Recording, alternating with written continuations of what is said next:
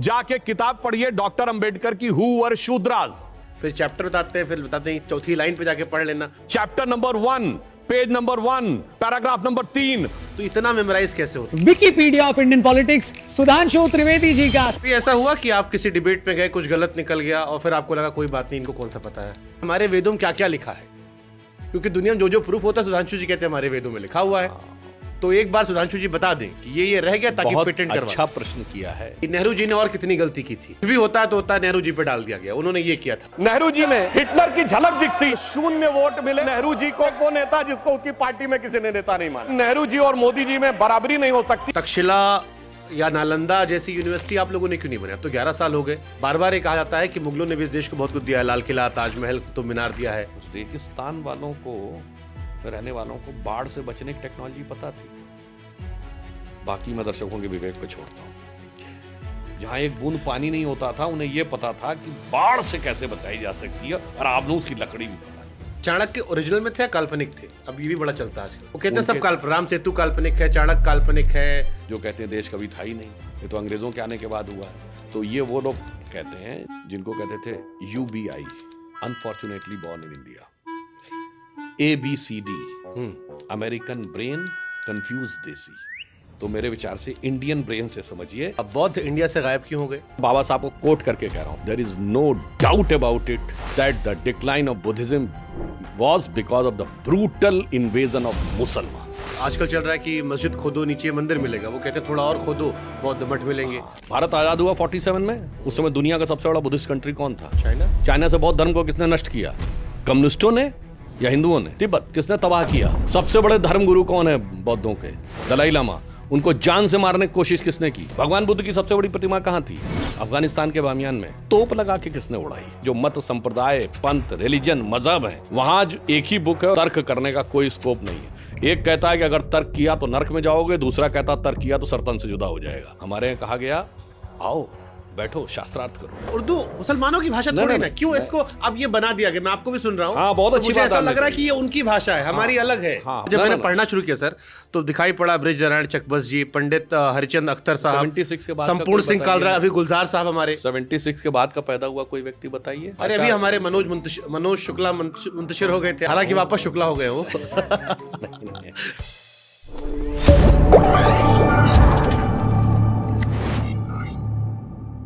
भारत के लोगों से यदि पूछा जाए कि भैया दुनिया में सबसे बुद्धिमान व्यक्ति कौन है, तो जो ज्यादा पढ़ा लिखा होगा वो आइंस्टीन का नाम ले लेगा।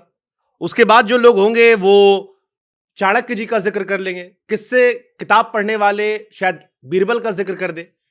लेकिन मौजूदा दौर में अगर आप पूछेंगे तो एक ही नाम आएगा।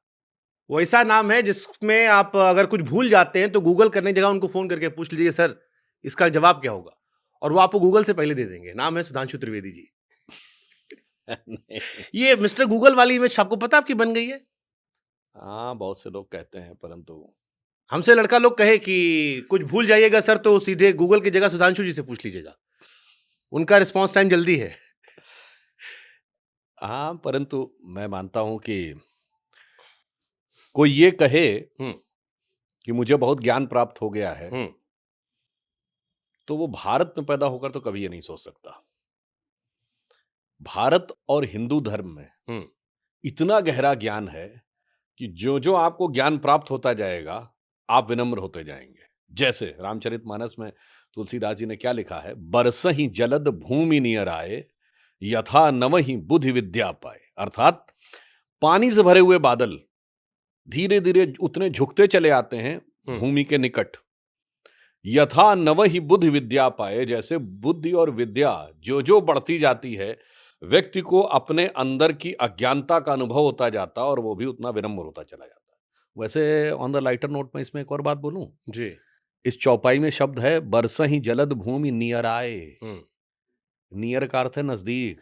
ये अंग्रेजी का नियर ओरिजिनली यहां से आया है। आपको ये तो नहीं कह सकता ना कि तुलसीदास अंग्रेजी पढ़े होंगे इसलिए नियर आए आया है। इसीलिए मैं कह रहा हूं बहुत सी ऐसी चीजें हैं। हाँ, जैसे एग्जाम्पल के लिए बंकर शब्द है। अब लोग सोचते हैं बंकर तो अंग्रेजी का शब्द है और यूरोप का शब्द। नहीं साहब, दुर्ग जो बहुत ही मजबूत होता है उसके लिए बंक शब्द संस्कृत में आता है। और देखिए सुंदरकांड में लिखा है कि जब हनुमान जी लंका जला के आते हैं तो क्या कहते हैं, कहु कपि केहि विधि पालित लंका, केहि विधि दह्यो दुर्ग अति बंका।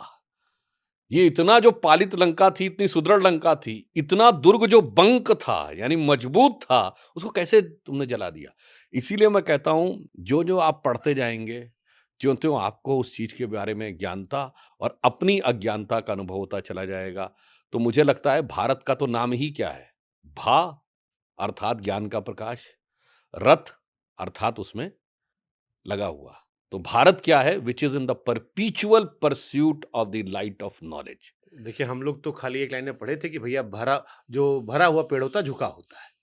उसकी 200 शब्दों की व्याख्या आपने की है, वो आपके ज्ञान को दर्शाता है। लेकिन हमसे आपके आलोचक कई कहे कि सुधांशु जी से पूछ लीजिएगा कि हमारे वेदों में क्या क्या लिखा है, क्योंकि दुनिया में जो जो प्रूफ होता है सुधांशु जी कहते हैं हमारे वेदों में लिखा हुआ है। तो एक बार सुधांशु जी बता दें कि ये रह गया, ताकि पेटेंट करवा। अच्छा प्रश्न किया है। ये कुछ कुछ वैसा ही प्रश्न है जैसे सेकंड क्लास का बच्चा कहे कि भाई वो पीएचडी किताब में क्या क्या लिखा मुझे भी बता दो। वो इसलिए नहीं बताया जा सकता कि भाई जब आप पढ़ोगे, चौथी में पढ़ोगे, छठी में पहुंचोगे, 8वीं में पहुंचोगे, 10वीं में पहुंचोगे, त्यों तो तुम्हें समझ में आने लगेगा कि पीएचडी की बुक में लिखा क्या था। ठीक बात। यानी लाइब्रेरी थी पूरी। हमारे एक किताब नहीं है, हमारे यहाँ लाइब्रेरी है। और लाइब्रेरी को समझने के लिए ज्ञान का स्तर भी विकसित होना चाहिए। जैसे मैं उदाहरण के लिए, मैं ये पहले भी बोल चुका हूं, हम सब ने क्लास सेकंड थर्ड में जब वो एडिशन सब्सट्रैक्शन देखा होगा तो 4 - 3 = 1। अगर गलती से कोई बच्चा 3 - 4 लिख दे तो टीचर से डांट खा जाता था कि तुम्हें इतना भी नहीं पता है कि 3 में से 4 नहीं घटाया जा सकता। सही बात है। मगर जब आप बीएससी मैथमेटिक्स करते हैं तो 3 - 4 = -1 नेगेटिव इंटीजर्स की एक पूरी मैथमेटिकल सीरीज है। और -1 का जो स्क्वायर रूट है, जिसे आई कहते हैं, वो बैलिस्टिक इक्वेशंस का इनसेपरेबल पार्ट है। तो जब डॉक्टर कलाम के लेवल पे पहुंच के जाएंगे तो वो -1 और उसका बैलिस्टिक इक्वेशन में क्या रिलेशन है वो समझ में आएगा। और फिर जब आप निगेटिव में जाएंगे तो एब्सोल्यूट टेम्परेचर क्या होता है, -2 से 173 डिग्री सेंटीग्रेड, जिसको 0 डिग्री केल्विन कहते हैं। तो इसलिए मैं कह रहा हूं, वो ये ना पूछे कि वेदों में क्या लिखा है। जो जो वेदों के जो जो ज्ञान का विस्तार होगा तब आपको समझ में आएगा। जो आदि शंकराचार्य जी कह गए, वेदा निखलो धर्मो मूला, यानी संपूर्ण ज्ञान का उद्भव जो है वो वेदों से होता है। तो आप समझ पाते हैं बाद में, ये नहीं है कि उसमें लिखा नहीं था। अब जैसे एग्जाम्पल के लिए मैंने ये, चलिए तो आपको अब लॉगरिथम, अब लॉग बुक तो किसी ने पढ़ी नहीं, तो जब पढ़ेंगे 9th में पहुंचेंगे तब समझ में आएगा ना। अच्छा ये बताइए, कोई बच्चा ये कहे कि मैंने इंग्लिश सीख ली, ABCD सीख ली, ठीक, तो 27 अल्फाबेट सीख लिया, अब क्या पूरा शेक्सपियर का साहित्य मुझे पता नहीं? भाई ये 27 लेटर पढ़ लेने से शेक्सपियर का पूरा साहित्य नहीं समझ सकते। इसलिए मैं कहता हूं कि ये जो आपने प्रश्न किया है ना, ये जानते हैं कहां से संबंधित है? माननीय प्रधानमंत्री जी ने जो कहा है कि ये जो अमृत काल है, इस अमृत काल में उन्होंने 5 प्रण कहे। उसमें एक है भारत को विकसित राष्ट्र बनाना है, दूसरा है गुलामी की मानसिकता के हर प्रभाव से अपने को मुक्त करना है, और तीसरा है कि अपनी विरासत पर गर्व करना है। ये मैं सेकंड और थर्ड, और चौथा है खैर कि सबके लिए हमको कर्तव्य करना, और पांचवा है कि कर्तव्य सामूहिक रूप से करना। अब यही मैं कह रहा हूं, ये अमृत काल में जो विषय है ना कि गुलामी की मानसिकता के प्रभाव से अपने को मुक्त करना, जैसे मैं उदाहरण दे रहा हूं, महाकुंभ चल रहा है, समाप्ति की तरफ है। महाकुंभ बृहस्पति ग्रह के रोटेशन पे होता है 12 साल के बाद। इस बार आपने जितना सुना है, 2013 में सुना है किसी ने कि 12 साल के जुपिटर के रोटेशन पे इतना? मीडिया में किसी ने सुना था या अखबारों में? चलिए आप कहेंगे मीडिया नहीं था, इलेक्ट्रॉनिक चैनल्स तो थे। कितने इलेक्ट्रॉनिक चैनल्स पे बात आती थी 2001 में? अरे अखबार तो थे, इलेक्ट्रॉनिक चैनल 2001 में भी थे। 1989 में हम लोग बच्चे थे, इलेक्ट्रॉनिक चैनल नहीं थे, अखबार तो थे, मैगजीन्स तो खूब निकलती थी। कभी सुना ना? ये तो सदा सर्वदा से होता आ रहा था। परंतु अब जो जो वो अज्ञान का पर्दा हट रहा है, त्यों तो समझ में आ रहा। ऐसा नहीं कि कुंभ के होने के आयोजन की प्रक्रिया में कोई परिवर्तन आ गया, हमारे समझने की प्रक्रिया में परिवर्तन आया है, यह समझने की। बट जैसे कुंभ का जिक्र आपने कर दिया, अब आपके आलोचक इस पे भी कहते हैं कि 144 साल वाला तो हर बार आता है, पिछली बार भी जब हुआ था तब भी 144 कह दिया गया था, इसका कोई प्रमाण नहीं है। ये अखिलेश जी से लेकर तमाम लोग लगातार आरोप लगा रहे हैं। देखिए, एक बात तो मैं ये कहूंगा, ये वही लोग हैं जो हर चीज में हिंदू धर्म और सनातन धर्म की